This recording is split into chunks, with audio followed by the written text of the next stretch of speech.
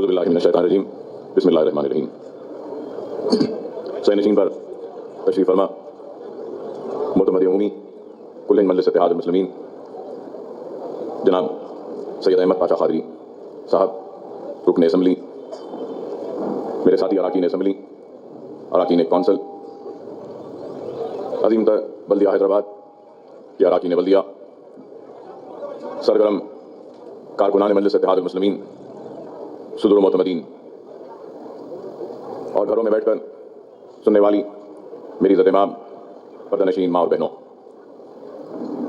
الحمدللہ اللہ کا فضل کرم، نبی کریم صلی اللہ علیہ وسلم کا صدقہ، اولیاء اللہ کی دعائیں، آپ تمام کی دعاؤں اور محنتوں و کوششوں و کاوشوں کا نتیجہ کہ آج آپ اور ہم مجلس اتحاد المسلمین کے احیاء کے 64 برس کے اس کامیاب سفر کے جشن کا حصہ بن رہے ہیں، اور 64 برس کی تکمیل پر میں اپنی جانب سے اور آپ سب کی جانب سے صدر کل ہند مجلس اتحاد المسلمین نقیب ملت الحاج بارسٹر اسد الدین اویسی صاحب معزز رکن پارلیمنٹ کو دل کی گہرائیوں سے مبارکباد پیش کرتا ہوں،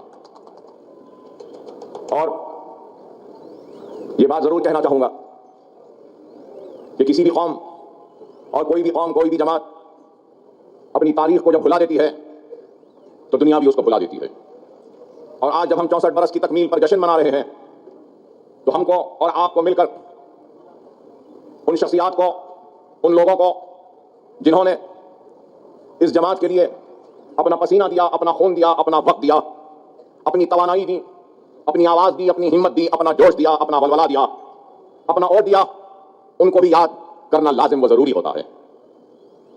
نہ صرف ہم کو اپنی تاریخ کو یاد رکھنا ہے بلکہ اس سفر میں کھانے سے کھانا ملا کر ہر قدم پر آگے بڑھنے والے لوگوں کو بھی یاد کرنا لازم و ضروری ہے۔ بے شمار لوگ آج ہمارے درمیان میں نہیں ہے، کئی شخصیتیں آج اللہ کو پیارے ہو گئے، وہ اس دنیا میں نہیں رہے، لیکن ان کی خدمات، ان کا کام، ان کا جذبہ، ان کی قربانیاں، ان کا ولولہ، ان کی ہمت آج بھی ہمارے درمیان میں زندہ ہے، اور ایک نیا عزم، ایک نئی ہمت اور ایک نئے جنون کو پیدا کرنے کا ہم کو حوصلہ دیتی ہے۔ اور اس بات کو بھی نوجوانوں کو یاد رکھنا ہوگا کہ مجلس اتحاد المسلمین آج جانی جاتی ہے، پہچانی جاتی ہے۔ مجلس اتحاد المسلمین کا نام ہے نہ صرف ہندوستان میں بلکہ بر صغیر میں، نہ صرف بر صغیر میں بلکہ ساری دنیا میں مجلس اتحاد المسلمین کو آج جانا جا رہا ہے، پہچانا جا رہا ہے۔ تو اس کی وجہ کیا ہے؟ اس کی وجہ یہی ہے کہ 64 برس کے سفر میں ہم نے پوری دیانتداری کے ساتھ، پورے اخلاص کے ساتھ، پوری ایمانداری کے ساتھ کام کیا، اور وہ دیانتداری، وہ اخلاص، وہ ایمانداری آج دنیا کو مجبور کر رہی ہے مجلس اتحاد المسلمین کو جاننے کے لیے، پہچاننے کے لیے اور مجلس کو تسلیم کرنے کے لیے۔ مجلس اتحاد المسلمین نے اپنی جدوجہد کا آغاز ایسے وقت میں کیا جب ہمارا سب کچھ لٹ چکا تھا، ہمارے پاس کچھ بھی نہیں تھا، ہمارے دامن میں صرف خوف تھا اور مایوسی تھی۔ تخت و تاج لٹ چکا تھا، محلات ویران ہو چکے تھیں، جاگیریں لٹ چکی تھیں، لہلاتی ہوئی کھیتیاں اجڑ چکی تھیں، بستیاں خاک کی ڈھیر میں تبدیل ہو چکی تھیں، عزتیں عصمتیں لٹ رہی تھیں، کنووں میں پانی کم، ہماری تیرتی ہوئی لاشیں تھیں، یا تو پھر کنووں میں پانی کم اور ہمارا خون زیادہ تھا۔ ایسے ان حالات میں مجلس اتحاد المسلمین کا احیا ہوا تو لوگوں نے مجلس اتحاد المسلمین کے احیا پر انگلیاں اٹھائیں، الزامات لگے۔ ارے آج بھی الزامات لگتے ہیں، آج سے کئی برس پہلے احیا کے وقت بھی، 64 برس پہلے بھی احیا ہوا تو الزام لگا کہ کیا ضرورت ہے مجلس کی، کیا ضرورت ہے مجلس کے احیا کی۔ لوگوں نے یہاں تک کہا کیا باپ اور بیٹے کے دل کو ٹھنڈک نہیں پہنچی کہ اتنے لوگوں کا قتل عام ہوا، اتنی عصمتیں لٹیں، اتنی عزتیں لٹیں، اتنی آبادیاں خاک کی ڈھیر میں تبدیل ہو گئیں، محلات لٹ گئے، جاگیریں لٹ گئیں، منصب لٹ گیا، لیکن اس کے بعد بھی یہ باپ اور بیٹے کو جنون ہے کہ مجلس کا احیا کریں۔ کیا ضرورت ہے مجلس کی، کہا لوگوں نے اس وقت، اور یہ بھی کہا کہ مجلس سے اور خون خرابہ ہوگا اور تباہی و بربادی ہوگی۔ لیکن اللہ فخر ملت علیہ رحمہ مولوی محمد عبد الواحد اویسی کی قبر کو نور سے بھر دے، اللہ سالار ملت علیہ رحمہ سلطان صلاح الدین اویسی صاحب کی قبر کو نور سے بھر دے، اللہ مرحوم اسماعیل زبی صاحب کی قبر کو نور سے بھر دے، اللہ اس وقت ہر شخص جس نے ساتھ دیا جو آج ہمارے درمیان میں نہیں ہے، اللہ ان سب کے قبروں کو نور سے بھر دے۔ کہ ان لوگوں کی محنت تھی, کوشش تھی کہ آج آپ کو, ہم کو یہ دن نصیب ہوا, اور ان کی قربانیوں کا نتیجہ کہ آج آپ اور ہم اس 64 سال کی تکمیل کے جشن منانے کی تقریب میں شرکت کر رہے ہیں. اگر وہ نہ ہوتے, ان کی قربانیاں نہ ہوتی, تو شاید آج کا یہ دن ہم کو دیکھنا نصیب نہ ہوتا. اگر وہ نہ ہوتے, ان کی قربانیاں نہ ہوتی, تو شاید یہ دارالسلام نہ رہتا. اگر وہ نہ ہوتے, ان کی قربانیاں نہ ہوتی, تو شاید یہ دارالسلام کا میدان جس میں آپ ہم بیٹھے ہیں, یہ میدان باقی نہ رہتا. اگر وہ نہ ہوتے, ان کی قربانیاں نہ ہوتی, تو یہ دارالسلام کی رونق برقرار نہ رہتی. اگر وہ نہ ہوتے, ان کی قربانیاں نہ ہوتی, تو یہ انجینئرنگ کالج کی عمارت نہ ہوتی. اگر وہ نہ ہوتے, ان کی قربانیاں نہ ہوتی, تو پھر یہ فارمیسی کی بلڈنگ نہ ہوتی. اگر وہ نہ ہوتے, ان کی قربانیاں نہ ہوتی, تو MBA کی عمارت نہیں ہوتی. اگر وہ نہ ہوتے, ان کی قربانیاں نہ ہوتی, تو MCA کی عمارت نہ ہوتی. اگر وہ نہ ہوتے, ان کی قربانیاں نہ ہوتی, تو آرکیٹیکچر کالج کی عمارت نہ ہوتی. اگر وہ نہ ہوتے, ان کی قربانیاں نہ ہوتی, تو دارالسلام بینک نہ ہوتا. اگر وہ نہ ہوتے, ان کی قربانیاں نہ ہوتی, تو OAC ہاسپٹل جیسی وسیع تر عمارت و دواخانہ نہ ہوتا. اگر وہ نہ ہوتے, ان کی قربانیاں نہ ہوتی, تو اصلا ہاسپٹل جیسا ہاسپٹل ویسا دواخانہ نہ ہوتا. اگر وہ نہ ہوتے, تو ہمارے اراکین بلدیہ نہ ہوتے. اگر وہ نہ ہوتے, ان کی قربانیاں نہ ہوتی, تو یہ سجے سجائے ڈائس نہ ہوتے. اگر وہ نہ ہوتے, ان کی قربانیاں نہ ہوتی, تو اسد الدین اویسی اکبر الدین اویسی جیسے رکن پارلیمنٹ اور رکن اسمبلی نہ ہوتے. اگر وہ نہ ہوتے, ان کی قربانیاں نہ ہوتی, تو اورنگ آباد میں MP نہ ہوتا. اگر وہ نہ ہوتے, ان کی قربانیاں نہ ہوتی, تو بہار میں اراکین اسمبلی منتخب نہ ہوتے. اگر وہ نہ ہوتے, ان کی قربانیاں نہ ہوتی, تو مہاراشٹر کی اسمبلی میں ہمارے اراکین اسمبلی نہ ہوتے. اور یہ سب کچھ دین ہے تو فخر ملت علیہ رحمہ کی قربانیاں, دور اندیشی کا نتیجہ. آج جو کچھ بھی ہے, یہ سالار ملت کی محنت, کوشش و قربانی کا نتیجہ. مجلس اتحاد المسلمین کو فرقہ پرست جماعت کہتے ہیں لوگ, مجلس پر الزامات لگاتے ہیں. غیر بغیر اپنوں نے بھی کبھی نہیں بخشا ہم کو. ہم نے اپنوں کے الزامات کو بھی برداشت کیا, اپنوں کی تہمت کو بھی قبول کیا, اپنوں کی جو بھی باتیں تھیں چاہے اچھی یا بری, ہم نے اس کو بھی سہا اور آگے بڑھتے گئے. احیاء مجلس کے ہونے کے بعد آج سے 64 برس پہلے پسل بنڈے میں 2 مارچ کو مجلس اتحاد المسلمین کا احیاء کا جلسہ ہوا. 2 مارچ کو احیاء ہوا, لیکن احیاء سے پہلے کے بھی چند واقعات کو بیان کروں کیا تاکہ نوجوان واقف ہوں. عبدالواحد اویسی نے, فخر ملت نے مجلس کی قیادت کو یوں ہی نہیں لی. جب مجلس کی قیادت کو لینے کی خواہش کا اظہار کیا, تو زندگی کے ہر شعبے حیات سے تعلق رکھنے والے کے در پر دستک دی گئی تھی, جا کر التجا کی گئی تھی. سرزمین دکن کے مایا راز طب کے میدان سے تعلق رکھنے والوں کے دروازے پر دستک دی گئی تھی, اور بولا گیا تھا کہ مجلس کی صدارت کو لے لو. بڑے بڑے سرمایہ داروں کے دروازے پر دستک دی گئی تھی اور کہا گیا تھا کہ مجلس کی صدارت کو قبول کر لو. بڑے بڑے قابل لوگوں سے درخواست کی گئی, اس وقت کے جاگیرداروں سے, منصبداروں سے, انعامداروں سے, ڈاکٹروں سے, وکلاؤں سے, صنعتکاروں سے, ہر ایک سے درخواست کی گئی تھی کہ مجلس کی صدارت کو لے لو. کبھی یہ درخواست, یہ فریاد کہ مجلس کی صدارت کو لے لو, کبھی گولکنڈہ کی اس بلند فصیل سے ٹکرائی اور مایوس لوٹی, تو کبھی یہ درخواست و التجا کہ مجلس کی صدارت کو لے لو, کبھی چار مینار کے ان بلند میناروں سے ٹکرائی اور مایوس لوٹ گئی. تو کبھی یہ درخواست کہ مجلس کی صدارت کو قبول کر لو, ان مظلوم مسلمانوں کی قیادت کو قبول کر لو, یہ مصیبت زدہ مسلمانوں کی قیادت کو قبول کر لو. تو کبھی یہ درخواست دبیل پورے کے دروازے سے ٹکرا کر مایوس لوٹی. تو ہر دروازے سے ٹکرائی اور مایوس لوٹی, اور آخری در پر پہنچی تو کس کے در پر آئی؟ محمد عبدالواحد اویسی ایڈوکیٹ کے پاس پہنچی. اور جب پہنچی تو کیا جملے تھے؟ مولوی صاحب ہر کسی سے درخواست کی, ہر کسی سے التجا کی, جنہوں نے مجلس کے نام پر اقتدار کے کرسیوں پر بیٹھ کر عزت کمائی, دولت کمائی, ان سے بھی درخواست کی, لیکن سب نے انکار کیا. اب آخری امید آپ ہیں, بتائیے مول صاحب, کیا آپ مجلس کی اور اس مظلوم مسلمانوں کی قیادت کے کانٹوں بھرے تاج کو قبول کرنے تیار ہے؟ اللہ فخر ملت محمد عبدالواحد اویسی کی خبر کو نور سے بھر دے کہ 1 سیکنڈ کا وقت نہیں لیا اور کہا, ہاں میں مجلس اور یہ مظلوم مسلمانوں کی قیادت کے کانٹوں بھرا تاج قبول کرتا ہوں.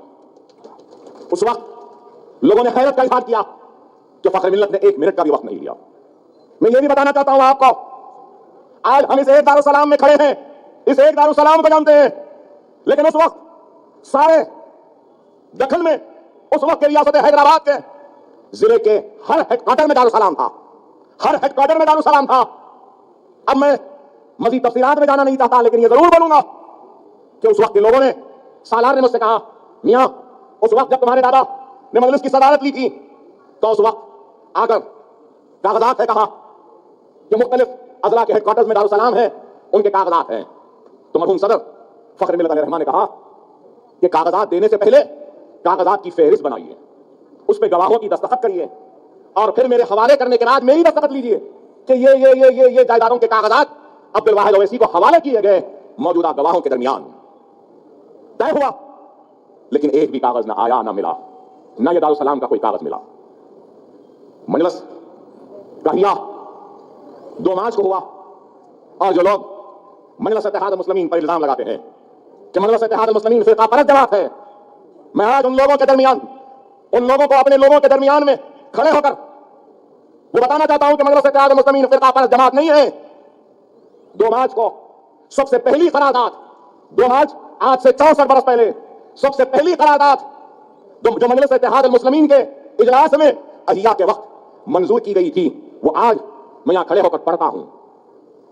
फिसलबंडे के जलसे आम में मजलिस इत्तेहाद मुस्लिमीन ने जो करारदाद पढ़ी थी, वो करारदाद ये है, ये जलसे आम मजलिस के दस्तूर को बैक आवाज मंजूर करता है और मजलिस को गैर फिरका वाराना एहसास पर बाशिंदगान हिंद की मौसर सियासी तंजीम करार देता है और मजलिस को गोशे गोशे में फैला देने का सदर मजलिस को इख्तियार देता है। और इस करारदाद में हिंदू मुस्लिम इत्तेहाद पर जोर देते हुए कहा गया कि मजलिस इत्तेहाद मुस्लिमीन के इस जलसे आम की यह क़तई राय है, सुनो सुनने वालों, मजलिस इत्तेहाद मुस्लिमीन के इस जलसे आम की यह क़तई राय है कि हिंदू मुस्लिम इत्तेहाद और बैन तबका जाती इश्तिराक ही से मुल्क की तामीर व तरक्की के मनाजिल तय कर सकता है।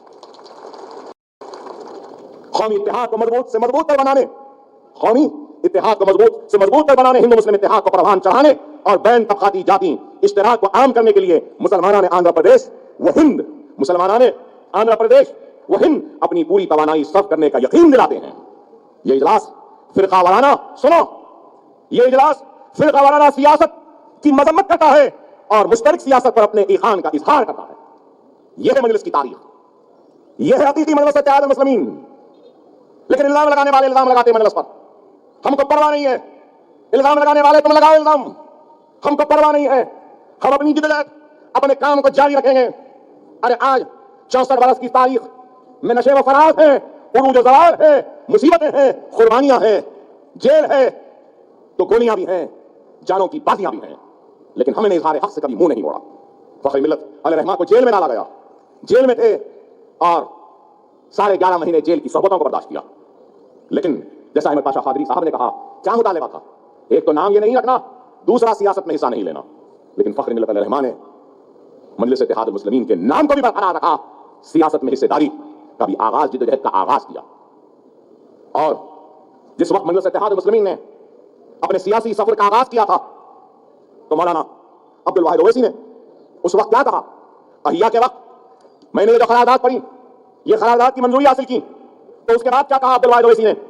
उन्होंने उस वक्त के मुसलमानों से अपील की थी कि मुसलमानों हिफाजत दीन, सुनो, उन्होंने मुसलमानों से अपील की थी कि मुसलमानों हिफाजत दीन, खिदमत इंसानियत और वतन की दिफा के लिए मुत्तहिद हो जाओ। हिफाजत दीन, खिदमत इंसानियत और वतन की दिफा के लिए मुत्तहिद हो जाओ। यह बात थी मजलिस इत्तेहाद मुस्लिमीन की। उन्होंने यह भी कहा था, फखर मिल्लत अलैहिर्रहमा ने यह भी कहा था कि हम मुंतशिर होकर अपने अपनाए वतन पर बोझ बनना नहीं चाहते। हम मुंतशिर होकर अपने अपनाए वतन पर बोझ बनना नहीं चाहते। हम 11 करोड़ मुसलमान, सुनो सुनो नौजवान, इस जुमले को, क्या जुमला फखर मिल्लत ने अदा किया? हम 11 करोड़ मुसलमान फकीरों की फौज या जराइम पेशा की टोलियों में तब्दील होना नहीं चाहते। हम अपनी कमजोरी को मुल्क की कमजोरी तस्वुर करते हैं। हम खुशहाली चाहते हैं ताकि मुल्क खुशहाल रहे, ताकि मुल्क खुशहाल रहे। 11 करोड़ मुसलमान फकीरों की फौज या जराइम पेशा की टोलियों में तब्दील होना नहीं चाहते। क्या जुमला है? गौर करो कि कैसे कैसे अल्फाज, कैसे जुमले होते थे फखर मिल्लत के। जराइम पेशा टोलियों में तब्दील होना नहीं चाहते, हम फकीरों की टोलियों में तब्दील होना नहीं चाहते। और आज मजलिस इत्तेहाद मुस्लिमीन क्या काम कर रही है, कैसे काम कर रही है, ये दुनिया के सामने है। जिस वक्त फखर मिल्लत को गिरफ्तार किया गया, घर की लाइट, घर का पानी, बैंक के खाते सब कुछ जब्त कर लिए गए थे, कुछ भी नहीं था, कुछ भी नहीं था। ऐसे हालात में मजलिस आगे बढ़ रही थी। जिस वक्त मजलिस के सियासी सफर का आगाज हुआ तो जेल से रिहाई के बाद 3 साल में फखर मिल्लत अलैहिर्रहमा ने और सालार मिल्लत ने, फखर मिल्लत अलैहिर्रहमा और सालार मिल्लत ने मिलकर 3 साल में 338 जलसे किए। कितने? 338 जलसे।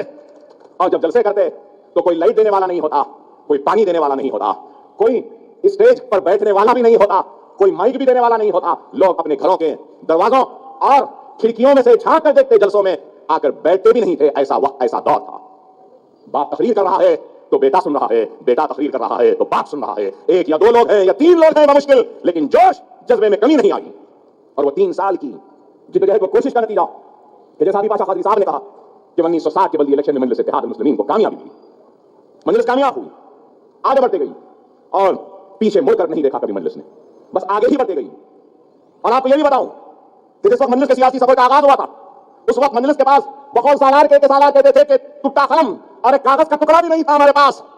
آپ کو سن کر حیرت ہوگی کہ پہلی کانفرنس ہوئی تھی اور اس پہلی کانفرنس میں اس وقت کے معتمد عمومی خواجہ نظام الدین صاحب نے سالانہ کانفرنس میں اپنے سالانہ رپورٹ پیش کی تھی اور کہا تھا کہ جماعت کو ایک سال میں, سنو, جماعت کو ایک سال میں 7,015 روپئے کی آمدنی ہوئی, 7,015 روپئے کی آمدنی ہوئی اور 7,125 روپئے رقم خرچ کیے گئے, 7,125 روپئے خرچ کیے گئے, جبکہ جماعت کو 1,152 روپئے کا قرض ہے. جماعت کو 1,152 روپئے کا قرض ہے. غور کرو, ارے لوگ آج اس خیالت کو بدنام کرتے ہیں, بے ایمان کہتے ہیں. ارے دیانتداری کا اور کیا ثبوت ہو کہ اس وقت ٹوٹا قلم ایک کاغذ کا ٹکڑا تک نہیں ملا تھا, 1,152 کروڑ کا خرچ تھا, اور آج فخر ملت, سالار ملت اور نخیر ملت کی محنت, کوشش اور قربانیوں کا نتیجہ ہے کہ ہزاروں کروڑ کے اثاثے آج مجلس اتحاد المسلمین کے ہیں. کیا معمولی بات ہے؟ اگر بے ایمان ہوتے تو دارالسلام حاصل نہ کرتے, اگر بے ایمان ہوتے تو یہ تعلیمی اداروں کا جال نہ بچھاتے, اگر بے ایمان ہوتے تو قوم ملت کے نام یہ اثاثے نہیں دیتے.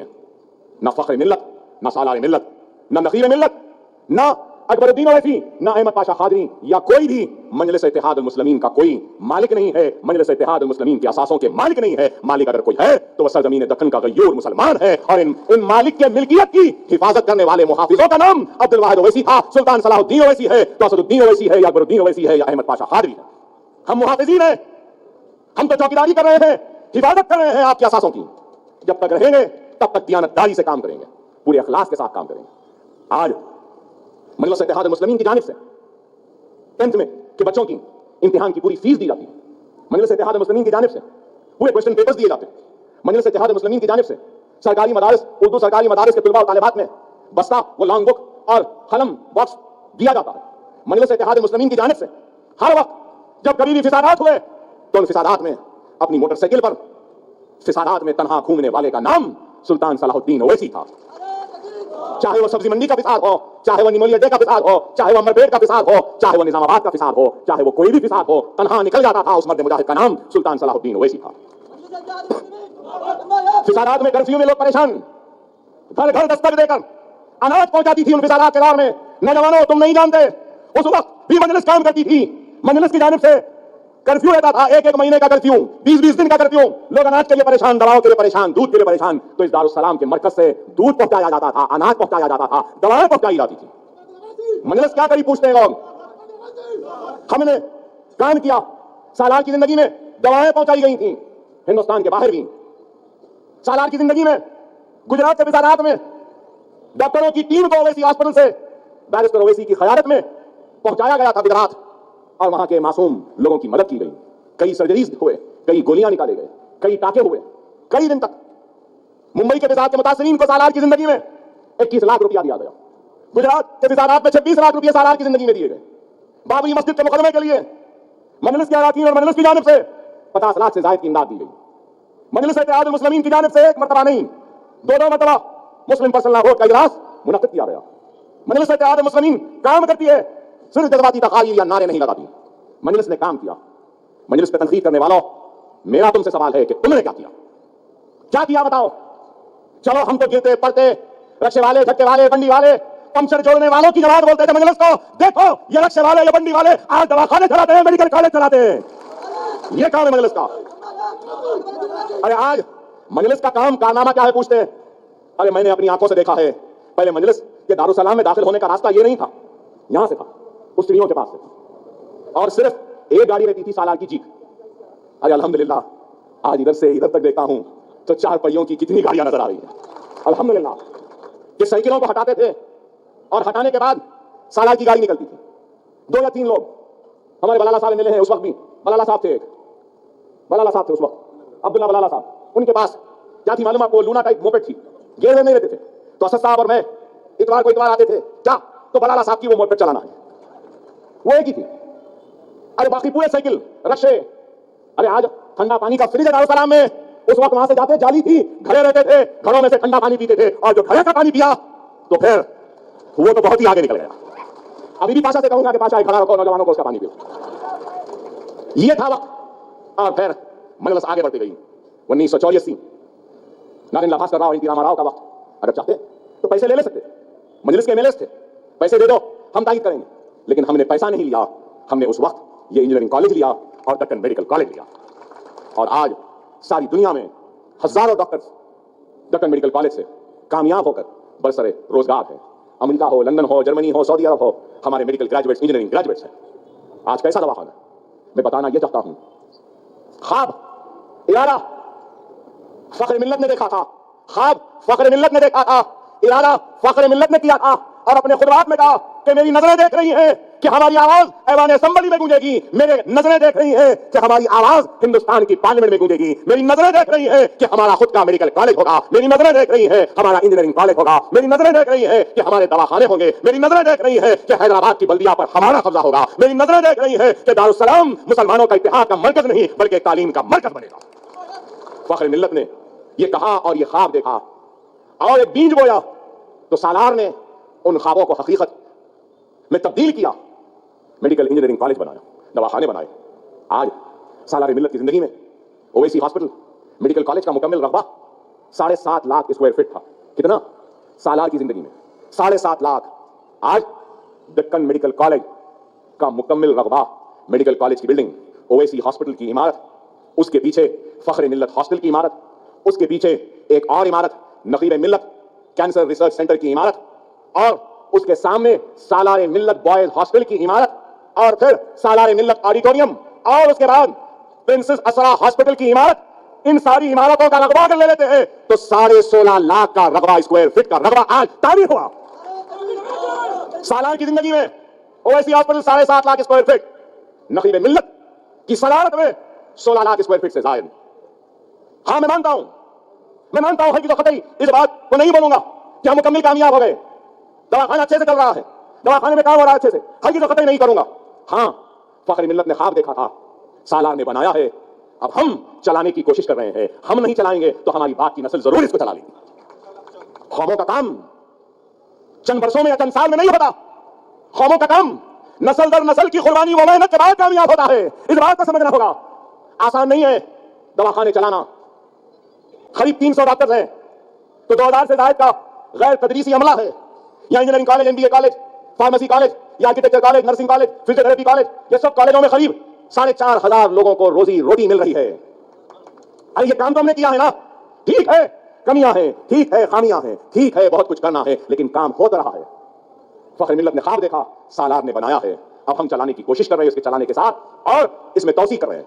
क्या आज से 5 साल या 10 साल पहले क्या असरा दवाखाना आज जैसा है ऐसा था? ग्राउंड +1 आज कितनी बड़ी इमारत, 100 करोड़ लग गए। आसान नहीं है चलाना।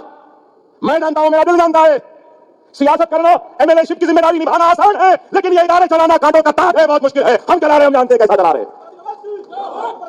सिर्फ असरा ओवैसी दक्कन मेडिकल कॉलेज की तनख्वाहें करोड़ों रुपये में है। महाना 200 करोड़ का बजट खर्चा है, मगर अल्हम्दुलिल्लाह तनख्वाह कभी देर से नहीं मिलती, वक्त पे मिल जाती।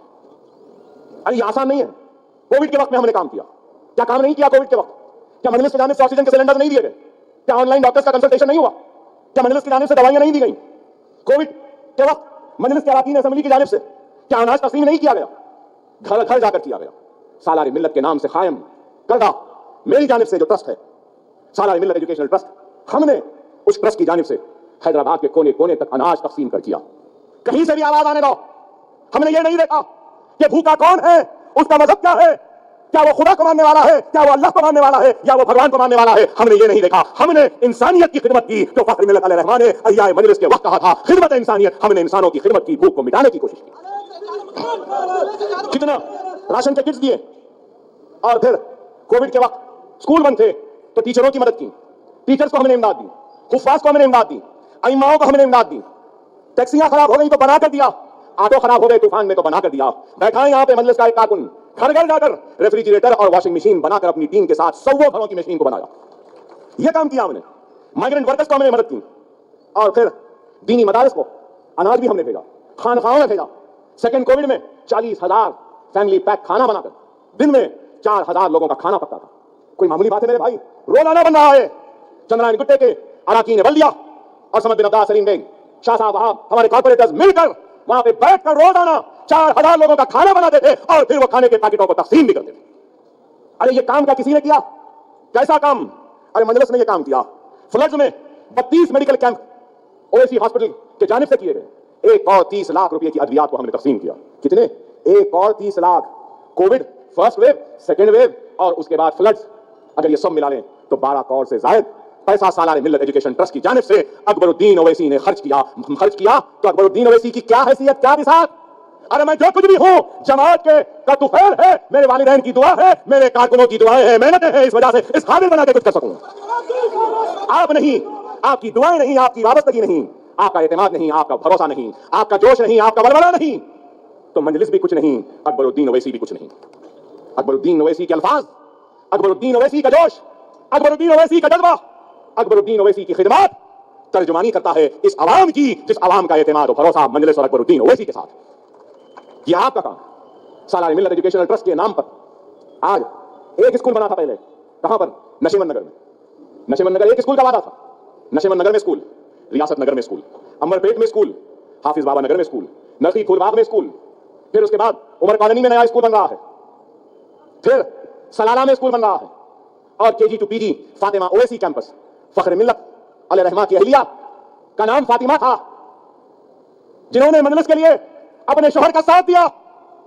इस जमात के लिए हमारी खवातीन ने भी अपना ताउन दिया। शोहर जेल में है, घर का पानी कटा हुआ है, लाइट कटी हुई है, दाने दाने का औलाद मोहताज है, लेकिन उस बहादुर औरत ने अपने शोहर का साथ दिया और मजलिस को कायम होने में ताउन दिया, मदद की। इसलिए आज बल्लागुड़े में Fatima Owaisi KG two PG का आलीशान कैंपस है। अरे देखो, कभी वक्त निकालो और जाकर देखो ओवैसी हॉस्पिटल का कैंपस आज कैसा हो गया। इंटरनेशनल स्टैंडर्ड्स का कैंपस है।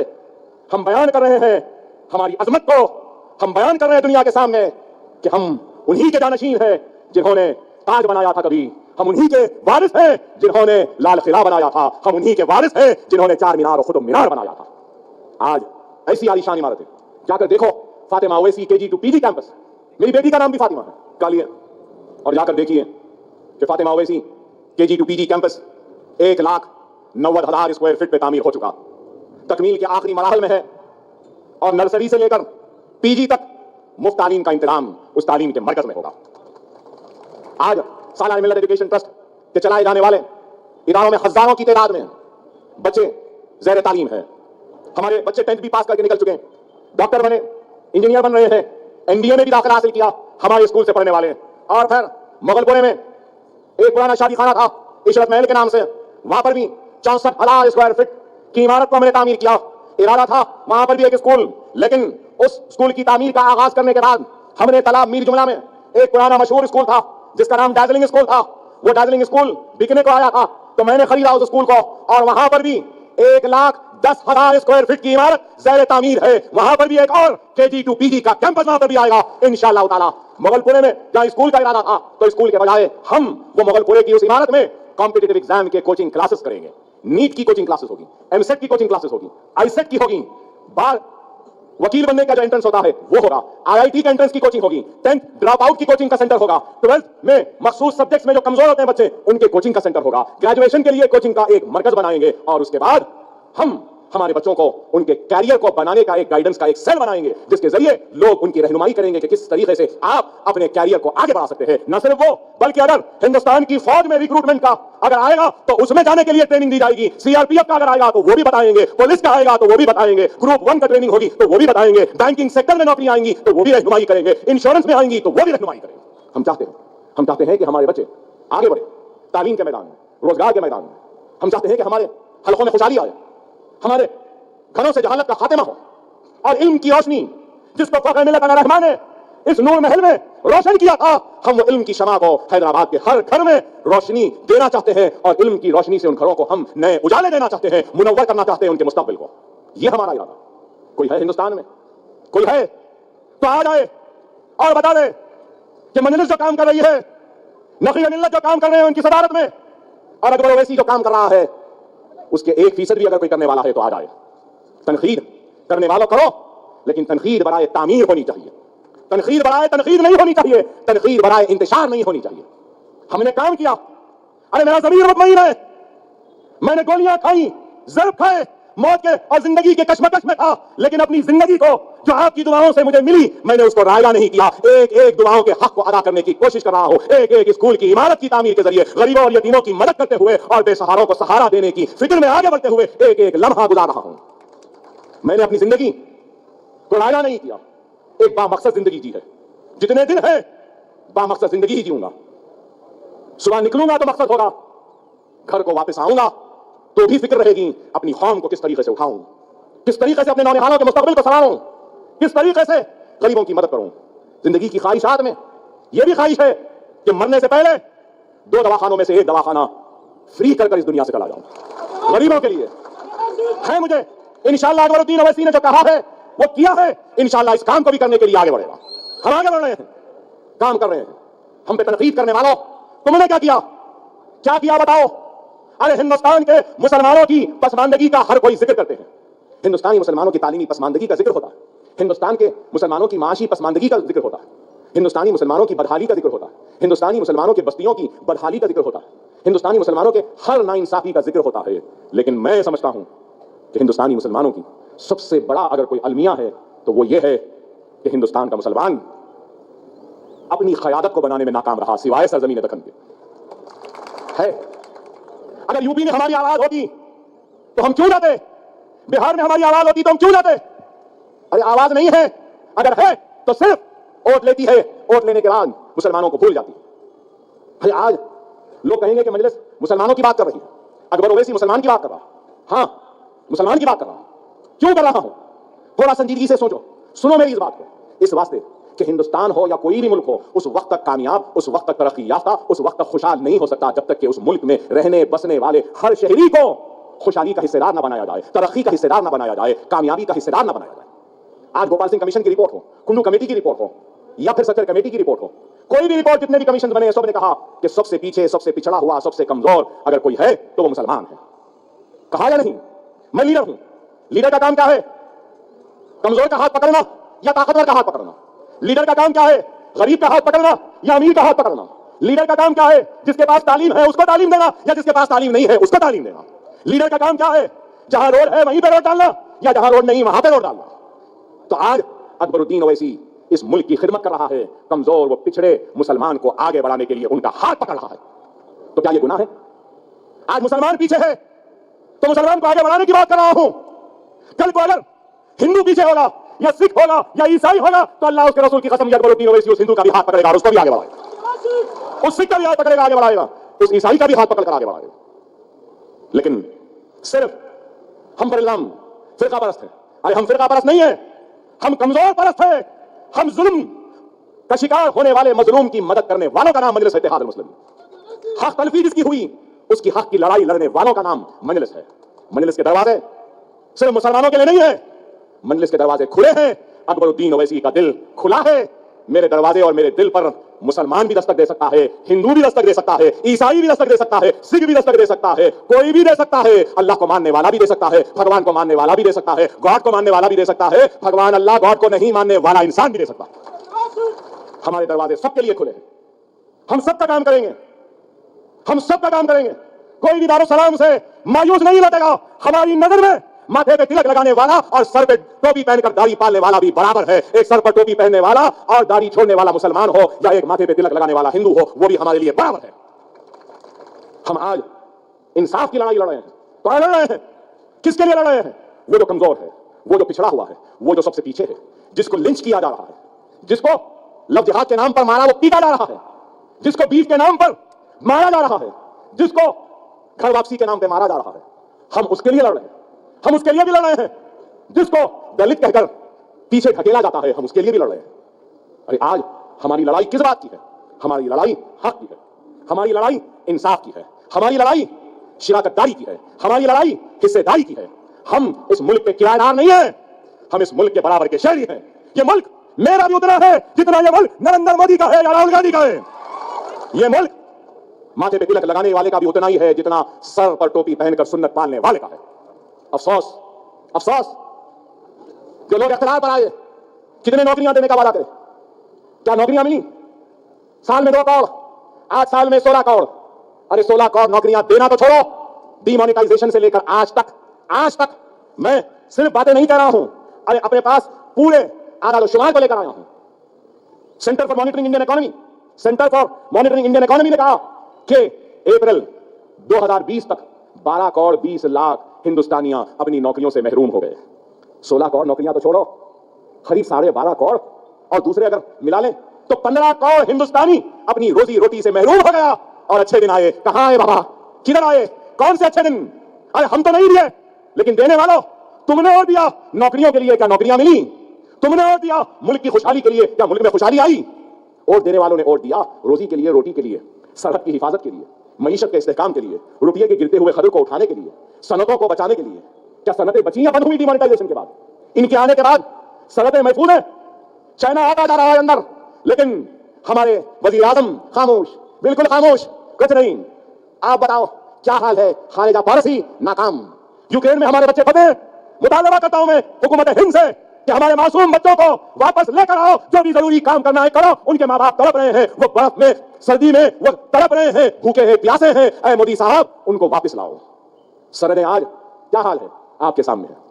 3 तलाक, एनआरसी, ये वो। अरे बाबा, इस मुल्क को क्या चाहिए? इस मुल्क को रोजी चाहिए, इस मुल्क को रोटी चाहिए, इस मुल्क को सुकून चाहिए, इस मुल्क को खुशहाली चाहिए, इस मुल्क को मजबूत सरहदें चाहिए, इस मुल्क को फिसादात नहीं चाहिए, इस मुल्क में मोहब्बत चाहिए। इस मुल्क में क्या चाहिए? लेकिन ये लोग मुल्क की तरक्की की बात नहीं करते, मुल्क की खुशहाली की बात नहीं करते। बात करते हैं तो बस सिर्फ कहे कि घर वापसी, लव जिहाद, लिंचिंग, बीफ, यही खबरस्तान, शमशान, फुला शुला, बस सिर्फ नफरत। अरे काम करो।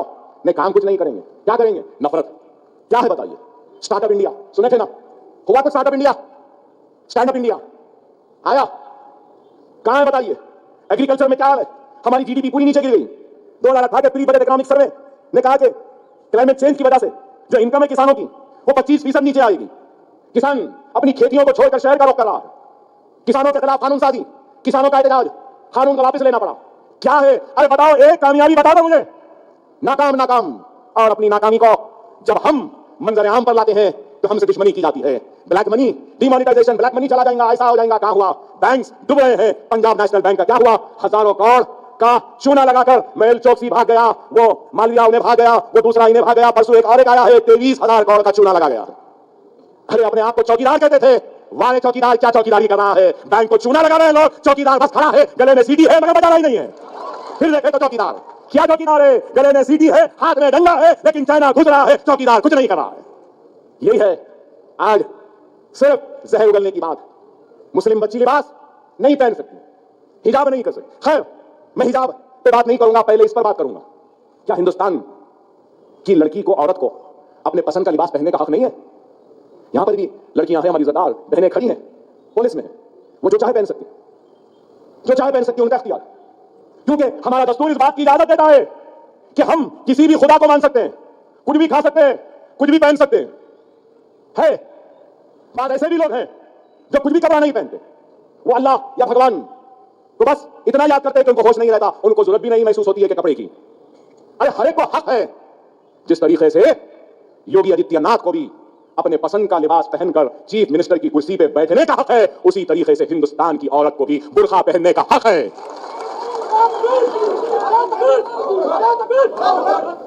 बच्चियों की पढ़ाई की बात करें, लड़कियों की पढ़ाई की बात करें, और आज लड़कियों को उनके तालीम से महरूम किया जा रहा है। क्या ये इंसाफ है? इस नाइंसाफी की आवाज उठाता हूं तो मैं फिर बरस कहलाता हूं। जिस तरीके से हर हिंदुस्तानी को अपने पसंद के कपड़े पहनने का इख्तियार है, वैसे ही मुस्लिम बच्ची को भी अपने पसंद के कपड़े पहनने का हक है, इख्तियार है। हमको खुशी होती है, हमको खुशी होती है जब हम साधु संत को अपना लिबास पहनकर ऐवानों में जाते हुए देखते हैं। हमको खुशी होती है जब मुसलमान को चेहरे पे दाढ़ी और सर पर टोपी पहनकर ऐवानों में जाता हुआ देखते हैं। उसी तरीके से हमको खुशी होती है जब एक अंग्रेज पादरी अपना लिबास पहनता है। हमको खुशी होती है जब क्रिश्चियन नन अपना सफेद लिबास पहनती है, वो बालों को छुपाकर वो जुब्बा पहनती है। हमको खुशी होती है जब एक मुसलमान बुर्का भी पहनती है। लेकिन आज मासूम जहनों में जहर घोला जा रहा है। किस तरीके से इस गिरोह के सामने तमाशा डराया गया, धमकाया गया। अरे मैं इस दारुस्सलाम से सलाम करता हूं उस हिम्मतदार बेटी वो बहन को जिसने इतने बड़े झुंड के सामने भी खड़े होकर नारे तकबीर अल्लाह अकबर कहा। हमको नाज है, फख्र है। यही तो खूबसूरती है इस मुल्क की, यही तो हुस्न है इस मुल्क का। दस्तूर इजाजत देता है हिंदू को भी, दस्तूर इजाजत देता है मुसलमान को भी, दस्तूर इजाजत देता है सिख को भी, दस्तूर इजाजत देता है ईसाई को भी। लेकिन आज ये लोग हिंदुस्तान की एकजहती, हिंदुस्तान की आपसी मोहब्बत को खत्म करना चाहते हैं। इंशाअल्लाह ताला बड़े धूम से निकलेगा इन लोगों का भी जनाजा। हिंदुस्तान की आवाम जरूर नफरत फैलाने वालों को सबक सिखाएगी, हिंदुस्तान की आवाम जरूर इनको शिकस्त देगी, और ऐसे लोगों से हमारे मुल्क को आज हमको दस्तूरी व जमहूरी जिद्दोजहद के जरिए इनका मुकाबला करना होगा, आगे बढ़ना होगा। और हम ये मुकाबला सिर्फ जज्बाती तकारीर या नारों से नहीं कर सकते। ये मुकाबला हमको करना है तो जमहूरी अंदाज में दस्तूरी जिद्दोजहद के हिस्सेदार बनते हुए अपने नुमाइंदों को ऐवानों में भेजकर इन कानून के खिलाफ आवाज उठाने के लिए अपने नुमाइंदों को ऐवान में भेजना जरूरी है। और अगर कोई ये समझ रहा है कि मजलिस खायफ हो जाएगी, नहीं मेरे भाई, मजलिस डरने वालों की जमात नहीं, मजलिस घबराने वालों की जमात नहीं। ना फख्र मिल्लत घबराए, ना सालार मिल्लत घबराए, ना नकीब मिल्लत घबराए, ना अकबर ओवैसी घबराया। हम किसी से डरने या घबराने वालों में से नहीं है। फख्र मिल्लत को जेल में डाला लेकिन वो डरे और घबराए नहीं। सालार मिल्लत को 14 मरतबा जेलों में डाला गया लेकिन वो डरे और घबराए नहीं। पुलिस के जरिए उनके ऊपर गोलियां चलाई गई थी सालार पर भी, लेकिन वो डरे और घबराए नहीं। और मुझ पर गोलियां मारी गई, जरब लगे, दवाखाने रखा, लेकिन डरा नहीं, घबराया नहीं। उठ के खड़ा हुआ और उठ के अपने खिताब के जरिए हिंदुस्तान को हिला दिया और बता दिया कि डरने वाला नहीं हो, घबराने वाला नहीं हूं। और आज अगर कोई समझ रहा है, अगर आज कोई समझ रहा है कि मेरे सदर पर गोलियां चलाकर तुम मेरे सदर को डरा दोगे या मजलिस डर जाएगी तो या ये डर जाएंगे, अरे अहमको, नादानो, ये गोलियों से तो हमारा बहुत बड़ा पुराना रिश्ता है। अल्लाह अगर इस सरजमीन को जबान देगा तो ये गवाही देगी गोलियों और हथियारों से हमारी निस्बत की। ये जमीन गवाही देगी, ये अब का नहीं, बहुत पुराना रिश्ता है, डरने या घबराने वालों में से नहीं है। हाँ, ये जरूर कहूंगा, खुलाना इस बात को समझो, हमारे दुश्मन आज हमको खत्म करना चाहता है। तो क्यों खत्म करना चाहता है? वो आपकी आवाज को खत्म करना चाहता है। हमको खत्म करके वो समझ रहा है कि आपकी आवाज खत्म हो जाएगी। कल को असदुद्दीन ओवैसी रहे या ना रहे, अकबरुद्दीन ओवैसी रहे या ना रहे, रोजे क़यामत तक ये दारुस्सलाम आबाद रहेगा और मजलिस इत्तेहाद मुस्लिमीन जिंदा रहेगी। आज अकबर ओवैसी नहीं तो कोई और सही, कोई और नहीं तो कोई और सही। अल्लाह का काम शख्सियत का मोहताज नहीं है, वो रुकने वाला नहीं है। हम भी जमीन की ग़िज़ा बन जाएंगे तो अल्लाह का काम रुकने वाला नहीं है। लेकिन साफ जाहिर होता है, साफ जाहिर होता है कि कौन पैसों की इमदाद का ऐलान करे, कौन वो गोलियां चलाने वालों को मदद का ऐलान करे, कौन उनके घर को जाकर मिले। वाह, खुदा ना खास्ता गोली कहीं और चलती और अकबरुद्दीन ओवैसी उन चलाने वालों के घर चला जाता तो क्या ये मीडिया ऐसी खामोश रहती? यही है, यही तो शिकवा है, यही तो शिकायत है, यही तो लड़ाई है कि तुम हमको एक नजर से देखते हो और उनको एक नजर से देखते हो। जिस नजर से तुम मोदी को देखते हो उसी नजर से ओवैसी को भी देखो, जिस नजर से तुम गांधी को देखते हो उसी नजर से ओवैसी को देखो। यही हमारा मुतालिबा। हम इस मुल्क के दूसरे दर्जे के शहरी नहीं हैं। हमारा भी उतना ही हक है इस मुल्क पे जितना दूसरों का।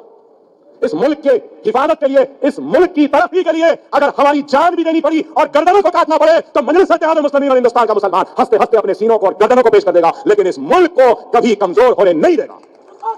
हम इस मुल्क के वफादार हैं। लेकिन आज हर कोई, आप समझ रहे हैं, ये पार्टी वो पार्टी, सेकुलर पार्टी फलां पार्टी, मेरे भाई, फिरका परस्ती का जहर इतना खोल दिया गया है कि आज मुसलमान का वोट तो सबको होना है लेकिन मुसलमान की बात किसी को नहीं करना है। यह है हकीकत है। क्या पूरे उत्तर प्रदेश में किसी के मैनिफेस्टो में, किसी के तकरीर में, किसी के जुमलों में कोई एक बात हिंदुस्तान के सबसे बड़ी अक़लियत की आप सुने? सेकुलर जमातों से सुने? सेकुलर पार्टियों के लीडरों से सुने? नहीं। क्यों? उनको डर है हम इनकी बात करेंगे तो वो हमसे नाराज हो जाएंगे। हमको तो बस यही है कि हम तो मजलूम की बात करेंगे, हम तो जिसका हक छीना गया उसकी बात करेंगे, हम तो सब्ज़ उम्मत की बात करेंगे, वालों की बात करेंगे। अगर हम उनकी बात नहीं करेंगे तो हमारा ईमान कहता है कि हमारा अल्लाह हमसे नाराज हो जाएगा। इनको किसी और की नाराजगी की फिक्र है, हमको अल्लाह की नाराजगी की फिक्र है। हम आपके लिए काम कर रहे हैं। रियासत तेलंगाना में काम हो रहा है आपके सामने, 1100 करोड़ बजट जारी हो चुका और होना है। ठीक है, हम लड़ाई लड़ेंगे, जिद्दोजहद करेंगे कि बकाया बजट भी आए, हम कोशिश करेंगे। हमने तो खुलकर कहा जब तक मजलिस ऐवान में रहेगी जिद्दोजहद करेगी। शादी मुबारक 2 लाख लोगों को شادی مبارک میں مسلمانوں کو پیسہ دیا گیا، کوئی معمولی بات ہے؟ حالیہ اسمبلی کے سیشن میں ہم نے پرانے شہر کی ترقی کی بات کری تو کتنی 14,800 کروڑ روپئے کے پروپوزل پرانے شہر کی ترقی کے لیے ہیں۔ اتر پردیش کے مسلم لیڈرز، مسلم ایم ایل اے سے میں پوچھنا چاہتا ہوں، کیا آپ اتنے کروڑوں روپئے کا کام کبھی اپنے حلقوں میں لائے؟ ہم لا رہے ہیں، فلائی اوورز ہو آج آ رہے ہیں، ترقیاتی سرگرمیاں ہوں آ رہی ہیں۔ 2,000 بچے اب تک اوورسیز اسکالرشپ کے نام پر باہر جا چکے ہیں، اب تک 16 لاکھ بچوں کو اسکالرشپس مل چکی ہیں 2014 سے لے کر اب تک۔ آج ہم کام کر رہے ہیں میرے بھائی، کوشش کر رہے ہیں حکمت کے ساتھ، سمجھداری کے ساتھ، اخلاص کے ساتھ، پوری خلوص کے ساتھ۔ ہم دشمن کے بچھائے ہوئے جال میں پھنسنا نہیں چاہتے، ہم اس جال کو توڑ کر آگے بڑھنا چاہتے ہیں۔ یہی سالار نے ہم کو سکھایا۔ کمزور جالے میں پھنس جاتا ہے، طاقتور جالے کو توڑ کر آگے نکل جاتا ہے، یہی سالار کہتے تھے۔ آج ہم کام کر رہے ہیں، کامیابی و ناکامی تو اللہ کے ہاتھ ہے، کامیابی و ناکامی اللہ کے ہاتھ ہے۔ آج لوگ بول رہے ہیں کہ یو پی کیوں گئے، وہ گولیاں ایسے مارے، وہ گولیاں ادھر لگیں، افسوس ہوتا ہے، افسوس ہوتا ہے۔ ارے ہم اپنی جان کو ہتھیلی میں رکھ کر قوم ملت کے لیے نکلے ہیں، ہم یتیم نہیں ہیں۔ ہمارے مرنے پر ہمارے جنازوں پر بھی رونے والی ہماری اولاد ہے، ہماری بوڑھی ماں ہے، ہمارے بھی گھر میں بچے ہیں، بیوی ہے، ہمارے جنازوں پہ رونے والے ہیں۔ پھر بھی ہم کو اپنی جانوں کی پرواہ نہیں، پرواہ ہے تو اپنی قوم کی، پرواہ ہے تو اپنی ملت کی، پرواہ ہے تو اپنی بیٹیوں کی، پرواہ ہے تو اپنے بچوں کی، پرواہ ہے تو اپنے بزرگوں کی۔ اور آج یہ باتیں کہ گولی نیچے لگی، افسوس ہوتا ہے ایسے لوگوں پر۔ ارے دو گولی کھا کر تو دیکھو، جب پتا چلے گا کہ گولی کھانے کا درد کیا ہوتا ہے۔ چاقو کا ایک ضرب تو کھاؤ، اس کے بعد پتا چلے گا کہ زخم کا درد کیا ہوتا ہے۔ اللہ اس کے رسول کی قسم 10 سال ہو چکے، ایک بھی رات بغیر کرب و درد کے نہیں گئی، ایک بھی رات اطمینان سے سو نہیں پایا، ایک بھی رات بغیر درد کے نہیں گزرا۔ اور ہم جانتے ہیں، لیکن اس درد کو چھپاتے ہیں کس لیے؟ یہ سر ہمارا نہیں ہے، یہ سر قوم ملت کا سر ہے۔ اگر اس سر پر، اس چہرے پر اگر زخموں کا کرب آ جائے گا تو دنیا ہماری قوم کو کمزور سمجھے گی۔ اس لیے آج بھی درد ہے، تکلیف ہے، مصیبت ہے، لیکن پھر بھی کھڑا ہو ہمت کے ساتھ ان سے مقابلہ کرنے کے لیے جو ہمارے وجود اور ہماری شناخت کو مٹانا چاہتے ہیں۔ آپ کے لیے اللہ کا شکر، نبی کریم صلی اللہ علیہ وسلم کا صدقہ اور یہ اللہ کی دعائیں کہ اللہ نے ہمارے صدر کو محفوظ رکھا۔ اللہ سے دعا ہے کہ اللہ ان کو محفوظ رکھے۔ اللہ سے دعا ہے کہ اے اللہ مجلس اتحاد المسلمین کا یہ ادنا سپاہی تیری بارگاہ میں ہاتھ پھیلا کر دعا کرتا ہے اور یہ دعا مانگتا ہے کہ مولا تو میرے صدر کی حفاظت کر لے، اگر تجھے چاہے تو میری جان لے لے، مگر میری جان کے عوض میرے صدر کی جان کی حفاظت کر لے۔ قوم ملت کو اکبر اویسی کی ضرورت نہیں ہے، قوم ملت کو اسد الدین اویسی کی ضرورت ہے، مجلس کو اسد اویسی کی ضرورت ہے، قوم اور ہندوستان کی مظلوم مسلمانوں کو ضرورت ہے تو بیرسٹر اسد الدین اویسی کی ضرورت ہے۔ اے اللہ تو ان کی جان کی حفاظت فرما، ان کی جان کی حفاظت فرما۔ آج صدیاں بیت جائیں گی، میری بات کو یاد رکھ لو، صدیاں بیت جائیں گی، پھر بھی بیرسٹر اسد الدین اویسی جیسا لیڈر پھر ہندوستان میں پیدا نہیں ہوگا۔ فخر ملت سالار ملت نے 300 چلر جلسے کرے تھے اور یہ جنونی، یہ ملت کا دیوانہ اپنی جان کی پرواہ کیے بغیر 6 مہینے میں 100 سے زائد جلسے کر چکا ہے، نتائج کی پرواہ کیے بغیر، نتائج کی پرواہ کیے بغیر۔ ہار اور جیت اللہ کے ہاتھ ہے، کام کرنا ہماری ذمہ داری ہے۔ فخر ملت اگر جب محنت نہیں کرتے تو یہ دن نہیں ملتا تھا۔ نقیب ملت آج محنت کر رہے ہیں، شاید وہ زندہ نہیں رہیں گے، لیکن میری نظریں دیکھ رہی ہیں آئندہ 10-20 برس میں ہندوستان کی ہر پارلیمنٹ میں مجلس اتحاد المسلمین کا پرچم لے کر کھڑا ہونے والا نمائندہ ہوگا۔ لوگ بولیں گے جس طریقے سے فخر ملت کو دیوانہ بولے تھے، اکبر اویسی کو بھی دیوانہ بولیں گے۔ بولو بولنے والا 99 میں انتخاب لڑا تو اس وقت میں نے کہا میں یقین دلاتا ہوں چندرائن گٹے کی عوام کو تمہاری آواز کو ہندوستان کے کونے کونے تک پہنچاؤں گا۔ کیا آواز پہنچی؟ نہیں پہنچی۔ اب کتنے منٹ میں پہنچی میں نہیں بولوں گا، مگر پہنچی یا نہیں پہنچی؟ جلدی پہنچی، جلدی پہنچائے ہم، آواز تو پہنچی۔ لوگ جو سمجھتے تھے کہ ہم گونگے ہیں، لوگ سمجھتے تھے کہ انہی کے پاس زبان ہے، ہم نے بتا دیا کہ ہم گونگے نہیں ہیں، ہماری حلق میں بھی زبان ہے۔ جب ہم بولنے لگیں گے تو تم ہماری آتش نوائی کا مقابلہ نہیں کر پاؤ گے، ہندوستان ہل جائے گا، تم ہل جاؤ گے، تم پریشان ہو جاؤ گے۔ جب ہم بولنے لگیں گے تو دنیا نے دیکھا ہم جب بولے تو وہ خاموش تھے اور بتا دیا کہ ہم کو بھی بولنا آتا ہے۔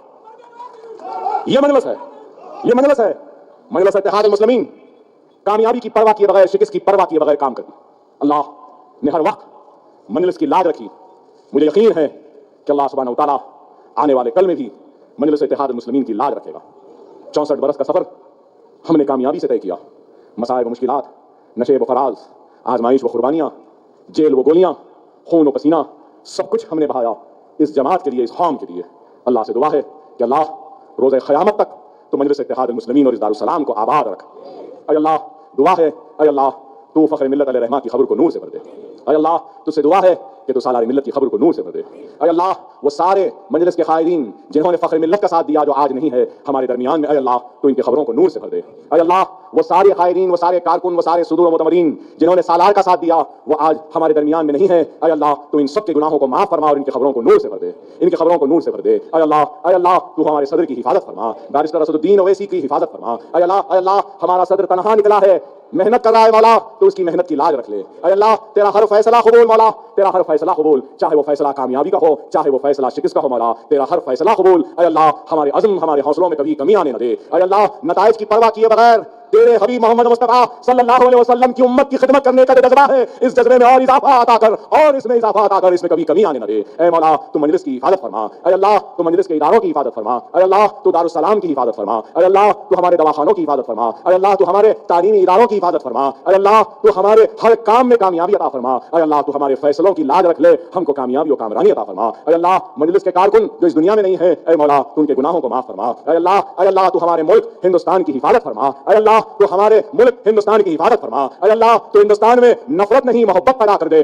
ہر مذہب کے ماننے والوں کے دلوں میں ایک دوسرے کے لیے محبت پیدا کر دے. اے اللہ تو ہماری سرحدوں کی حفاظت فرما, ہمارے سپاہیوں کی حفاظت فرما. اے اللہ ہمارے بچے جو یوکرین میں پھنسے ہیں, اے اللہ تو ان کی حفاظت فرما اور ان کو باحفاظت ہندوستان اپنے گھروں میں واپس بھیج دے. اے اللہ تو ہم سب کی حفاظت فرما, ہم سب کے دلوں میں ایک دوسرے کے لیے محبت دے, ہم سب کو کامیابی و کامرانی عطا فرما. اے اللہ ہمارے بچے جو 10th کے انٹرمیڈیٹ کے ڈگری کے امتحانات لکھیں گے, اے اللہ ان کو کامیابی و کامرانی عطا فرما. اے اللہ جو بچیاں گھروں میں بیٹھی ہیں مولا جن کی شادیاں نہیں ہو رہی ان کی شادیاں کروا دے. اے اللہ جو بچے بے روزگار ہیں ان کو روزگار عطا فرما, ان کو روزگار عطا فرما. اے اللہ جن کے کاروبار متاثر ہیں مولا ان کے کاروبار میں ترقی عطا فرما. اے اللہ جو بیمار ہیں ان کو شفا عطا فرما. اے اللہ ہم گنہگار ہیں مولا ہمارے گناہوں کو معاف فرما. اے اللہ ہم گنہگار ہیں ہمارے گناہوں کو معاف فرما, ہمارے گناہوں کو معاف فرما, ہم کو نیک بنا, ایک بنا اور مجلس اتحاد المسلمین کی حفاظت فرما, اور اتر پردیش کے انتخابات میں مجلس اتحاد المسلمین کو کامیابی و کامرانی عطا فرما. اے اللہ تو کامیابی و کامرانی عطا فرما, کامیابی و کامرانی عطا فرما. واخر دعوانا الحمدللہ رب العالمین.